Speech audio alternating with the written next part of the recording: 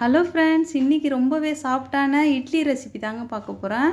நான் செய்ய போகிறது ரேஷன் அரிசியில் தாங்க செய்ய போகிறேன். ரேஷன் அரிசி வாங்கி நல்லா க்ளீன் பண்ணி எடுத்துக்கலாங்க. மெஷர்மெண்ட்டுக்கு ஒரு கிளாஸ் ஒன்று எடுத்துக்கலாங்க. கிளாஸில் 6 கிளாஸ் அரிசி புழுங்கல் அரிசி சேர்த்துக்கிறேங்க. 2 கிளாஸ் பச்சரிசி சேர்த்துக்கிறேங்க. அதே கிளாஸில் புழுங்கல் அரிசி 6 கிளாஸு 2 கிளாஸ் பச்சரிசி கரெக்டாக இருக்குங்க. இப்போ நல்லா ஒரு 5 முறை இதை நல்லா அலசி எடுத்துக்கலாங்க.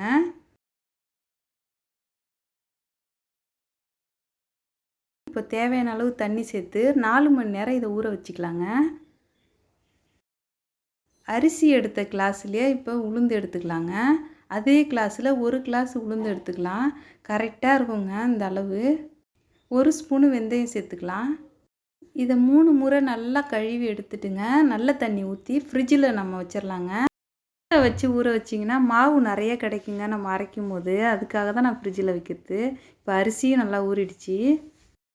உளுந்தை சேர்த்து ஆட்டிக்கலாங்க. கொஞ்சம் தண்ணி சேர்த்து உளுந்து ஆட்டிக்கலாம்.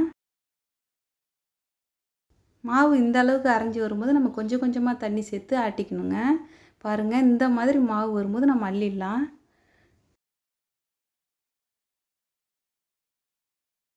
இந்த அரைச்சி எடுத்தாச்சுங்க. இப்போ நம்ம அரிசியை சேர்த்து அரைச்சிக்கலாங்க. கொஞ்சம் தண்ணி சேர்த்துட்டு ரவா பதத்துக்கு நம்ம அரைச்சி எடுத்துக்கணுங்க அரிசியை. இட்லி அப்போ தான் கரெக்டாக வரும். இப்போ அரிசியும் அரைஞ்சிருச்சிங்க, நம்ம அள்ளிடலாம். அரைச்சி வச்ச மாவில் இப்போ உளுந்து மாவை சேர்த்து நல்லா கலந்துக்கலாங்க. இது 1 நிமிஷத்துக்கு நல்லா மிக்ஸ் பண்ணி விடணுங்க கையை வச்சு.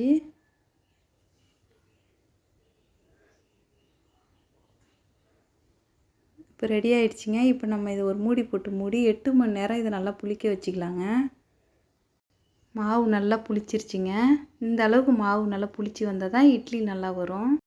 பாத்திரத்தில் கொஞ்சமாக மாவு எடுத்து தேவையான அளவு உப்பு சேர்த்து கலந்துக்கலாம். இட்லி கொத்தில் ஊற்றிக்கலாங்க. தண்ணி நல்லா கொதிக்கும் போது தாங்க நம்ம இட்லி கொத்தை எடுத்து வைக்கணும். அப்போ தான் இட்லி நல்லா வரும். 15 நிமிஷத்துக்கு வேக வச்சுக்கலாங்க இட்லியை.